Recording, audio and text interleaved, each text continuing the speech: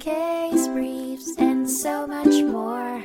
LSData's got what you're looking for. In 1975, the United States Court of Appeals for the Fifth Circuit heard the case of Bluebell Inc. v. Farah Manufacturing Company, focusing on the principle of the exclusive right to a trademark for the first person to use it on specific goods. The case involved two clothing manufacturers, Farah Manufacturing Company, Farah, and Bluebell Inc., Bluebell, who had created identical trademarks for new lines of men's slacks and shirts. Both companies agreed that joint utilization of the same trademark would confuse the buying public, so the court had to determine which party established prior use of the mark in trade.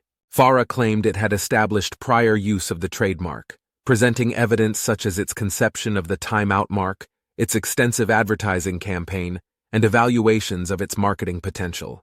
The court granted Farah a permanent injunction, though no damages were awarded.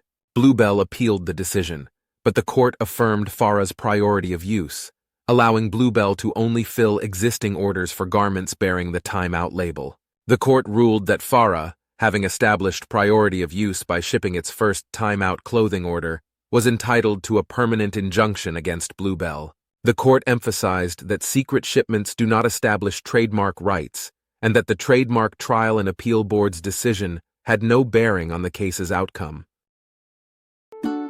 Case briefs, and so much more. LSData's got what you're looking for. Visit LSD.law, elevate your mind. Leave the stress of class.